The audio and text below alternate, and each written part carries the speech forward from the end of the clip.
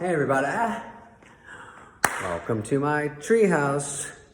It's Spade and I'm going to Q&A some Wrong Missy questions. First, thank you for making it the #1 movie in the world. Maybe I'm lying, I don't know. No, it's #1 in the US and that was the first day I got people on Instagram sending me photos of their thing from all over the world. So Germany and Austria and frickin' Brazil and whatever else, all over Canada. So anyway, I'm gonna do some Q&As about the Wrong Missy because there's a lot of questions, a lot of controversy. I mean, it's really The Last Dance. It's really Tiger King. It's not. Okay, okay, here's the first question. Ready, go. Oh wait, I have to read the question. I just finished The Wrong Missy and loved it. Do you improv any parts?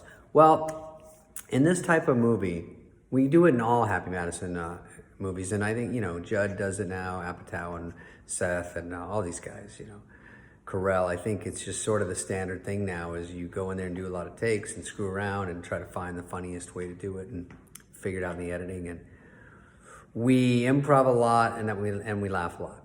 Loren improv a lot, Swartzen, Schneider. You can tell in the movie, there's a script, and then when you get it on its feet, it sometimes feels stiff. But then you're like, okay, we're on a boat, and it's weird if I do this and then move over here, so why don't I just say this, and then you pop around the corner, and whatever it is, you make it more realistic and more conversational. Loren is very good at it. All those guys are good at it. I didn't improv that much, maybe a few things, but my guy was so straight, it was very hard to bite my tongue and not throw in stuff. Okay, second one is, perfect casting. Am I involved in the casting? Who picked Missy? She was perfect. I was involved in casting a little bit because, I have to be with her the whole movie, and we bandied about a few names that were well known, and I think it was Adam said, let's get someone that's not as well known, because the thing about people that you already have an expectation from is like, it's gonna be up here and they better be really good. And when you see someone new, sometimes it's fun to discover their moves. Like, you don't know what Loren does. So she just seems like this, and then she's crazy, then she's really mad, and then she's drunk, and you're like, oh my God, this is all new to me. So that we get the first movie with her to do that. Even though she's done a lot of stuff, this is just on a sort of bigger scale. And she was absolutely lived up to it. What's up with your hair in the movie? That's a great question. I like my hair better now, even though it's stupid, but at least it's stupid I can deal with. I had half a wig, I think. I dyed it brown. I was supposed to be like this mousy dude that is middle management, works at a Bennigan's or something, And I have a regular job, but I'm in Portland, so I can't be tan. I took care of that easily. But that also meant I couldn't go out in the sun when I was in Hawaii on my days off. Mousy. So they had brown hair, combed down. I thought like an old sort of, Bob Costas haircut, old Michael J. Fox, Back to the Future. And then they put like a little wig clip in there for some reason. I don't know, but it was a total hassle and it looked like shit.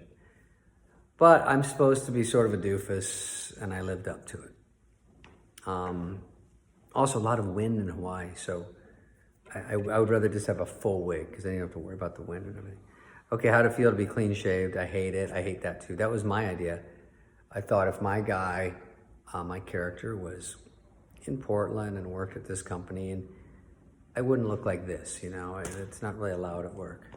So I thought I'd be a little more of a square ball and shaved. And I hate shaving. Obviously, I never do it. I look worse without it, I think. It's my opinion. I think 90% of Instagram agrees. How did Vanilla Ice come in? Ice was a maybe. It's funny. Ice maybe said, he is a friend and he's been in a few Half Madison things. He's in the Ridiculous Six. I did a scene with him there. He's come to some stand-up shows in Florida. He's a cool dude, and he was perfect for that ending. I loved it. And I loved how Missy didn't get that I was doing her trick to her.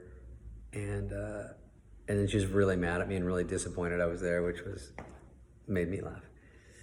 Which resort was it? That looked beautiful. There was the Kahala in Hawaii and also the Four Seasons in Oahu. It's called the Olai or something. What's it called? Do you remember? Is that what you remember? You don't remember. Something beautiful, Four Seasons, and it made me want to go back. Everyone that saw the movie was like, oh, I want to go there. It looks so great. Was Nick Swartzen required to gain 50 pounds for the movie? That's horrible. Nick was very self-conscious. I wouldn't watch the movie for 3 months because I didn't want to see me shaved with the hair. I just said I look so crappy in this movie. I don't want to watch. I knew I would think it was funny, but I just couldn't deal. And then Nick was the same way. He couldn't. He goes, I wasn't feeling great on that movie, and so we watched it the other night. And the night it came out, Theo Vaughn, one of our comedian buddies, came by. We sat 45 feet apart. And we all cracked up, but we all had trouble with looking at ourselves. It's definitely a weird thing to do. What scene took the most takes? Shit, all of them. We did a lot of takes. The first day was my actual first scene with Missy, where we, on the date, and Roman Reigns is there, and I try to climb out the window. Her and I date, we go back and forth, and she makes up stuff. Yells at Roman. I don't know if that was all supposed to be in, maybe it was, but she was great about it. And what was like to work with Roman, he was very cool. I didn't know him from WWE. He was very quiet, very professional. He worked with Candace, the young lady in the scene that was his date. They were both very cool, a lot of fun. And I have to say, for Roman being a wrestler doing this, that comes with a stigma a bit, I guess. But I he underplayed it. In the movie, I thought he was good.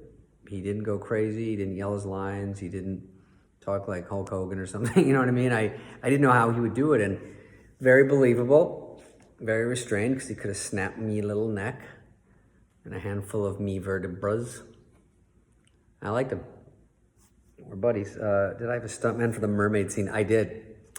I had a stuntman. My stuntman went through the ringer on this thing. My stuntman in every movie, Father of the Year, he really got beat up. Do-over. Danny Downey, isn't that who it is? Mm-hmm. That's on this one? Yeah. Sometimes there's another guy, but Danny's great. We have a blast. He's got a great attitude. He always wants to do more stunts. Just because I have a bad neck, and it was hard to be in that outfit where you couldn't pee or anything or move, and it sort of squished up the frickin' muffin top diaries. And then you lay down and you're burning in the sun, and then John Farley only had it worse because he was buried up his neck. And we'd go to lunch, and he's like, am I just sitting here? I have to trip over his fat head, and it's very scary to be in sand and not be able to move your hands, and people walking by and they could just kick you. So I was really in a bad mood that day because it was boiling hot. I'm putting this thing on, and I have to, mermaid out and swim freezing water. Whatever, what a baby. Do you like the straight man or the funny guy in movies? I don't know. I just like if the movie's really good, so I want to be able to do both. I liked in the old days I would see Stiller or Jason Bateman doing very good at these parts. World crazy around them. And the fact they were very good and being very subtle made the movie even funnier. All these shitty things are happening and they don't know how to deal with it. So I like that they thought of me for this. But Sandler put me in the do-over, and that was great. I think Tommy Boy, I was straight man. And this. All right, how fun is it having Bobby Lee on the set? Bobby Lee is great. We were laughing that day because for some reason he couldn't get his line out just to say, welcome, Mr. and Mrs. Morris. And I go, are you going to say like a robot? And Sandler was there that day, and it was all screwy, so we were all laughing. And then he would get nervous. But he's so funny, and I just wish we used him more, that's all. Because someone like Bobby Lee is so good and likable that you just want to throw him in every scene. Loren brings so much energy. What is she like away from the camera? She is pretty, I wouldn't say she's quiet, but she's more like a normal person. She's not crazy or screaming for attention or anything. She was very sweet, and we had a nice time. We were in so much stuff together. We were just sitting around a lot. But she's a cool chick, and works hard. That was a hard one for her. Would I go shark diving for real? That's a hard pass. Would I sit on a boat with Schneider and Nick? Maybe. And Johnny Farley. Was that a stuntman did the walking handstand? Oh, you know, I didn't see that in the movie. I did take gymnastics. I'm not quite as limber as I look, but I think we did a thing where I would go down like that and then he would pop up. It was pretty smooth when I saw it. Even Molly was like, ooh, that looks good. But no, I don't do anything. I barely do my own lines. What lines made me laugh? I did like when they kept in when she was in the tub and I said, you know, just throw in some bubbles, maybe a toaster, whatever. Those kind of jokes people appreciate. You know, you throw in little throwaways. Why don't you go canoe somewhere near, maybe somewhere really far? Because you don't hear them the first time or you're thinking of something else. But I think the movie was layered with some good throwaway jokes and obviously big, goofy stunts and character stuff. Okay. Is there a blooper reel? God, there should be.